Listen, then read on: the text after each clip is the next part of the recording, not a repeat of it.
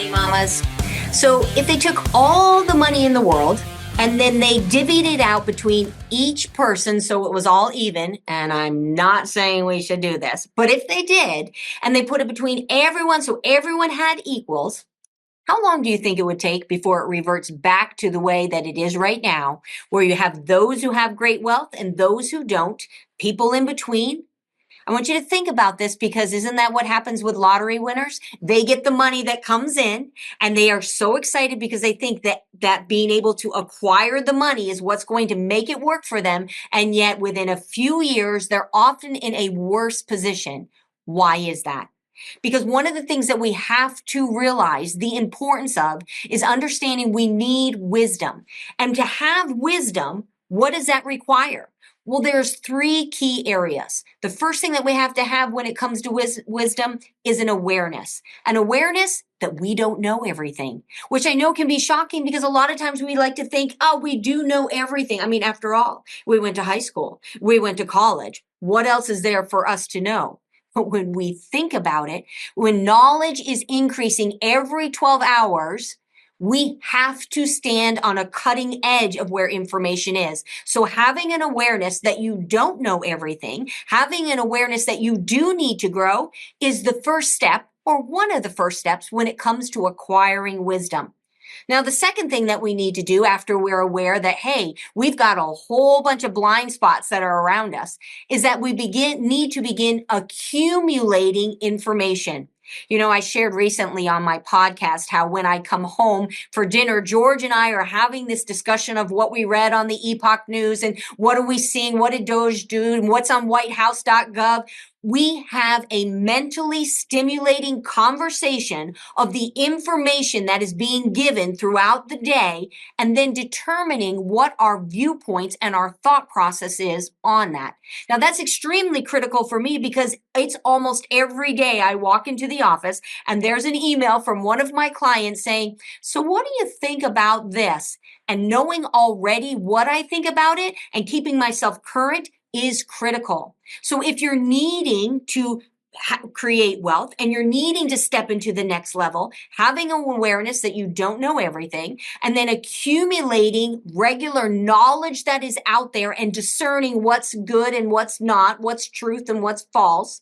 And then the third step that you need to take is you need to begin to assimilate it. So yes, you're aware and yes, you accumulate, but just knowing things doesn't make you wise. And if you don't know how to apply it, what good is that? It's just a bunch of information. You become a talking head that has no relevance. What we need to do is begin to have that information, right? And apply it and begin to understand how it works. Once we understand how information works, then we can step forward in wisdom. Here's the problem that I see is that many people want to go certain places in life. They want to accomplish things. They want to be able to retire, or they have certain goals. And when they don't have the resources to do it, what they do is they say, well, I guess I just need to work harder. I'll work longer, more hours, or I'll get a second job. And we look at the job or the work effort that we're putting in as the way that we're going to accumulate wealth. I don't believe that's the answer. Wisdom is how we accumulate wealth. When we begin to say, okay, I was created with a specific purpose and calling on my life, and if I will identify what that calling and gifting and skill set is, and I will apply myself with knowledge to make sure that it grows so that I can produce a product or a service, which is a solution to someone, then someone's going to pay me money for the solution I'm bringing to the table. I'll have that money because the money will be worth less to them than the solution is. Then I'm going to take this money. I'm going to look around, find a person who has a solution for another area in my life, and then I'm going to pay them some of that money for that solution. And the kingdom of God begins to expand. But where did it all start? It started by accumulating wisdom, seeking wisdom, being passionate to know that it is wisdom that brings wealth. And the keys to getting to wisdom is, first of all, being aware that you don't know it all. that there are things in your blind spot. You are unconsciously unaware of how much you don't know.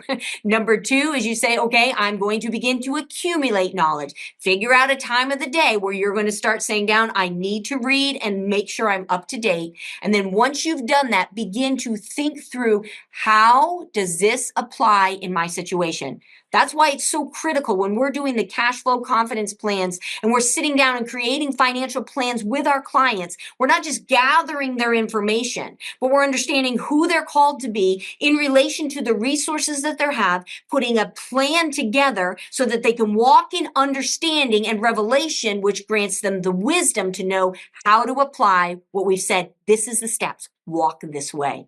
Well, I hope you enjoyed today, and join me again next week. Thank you, and God bless.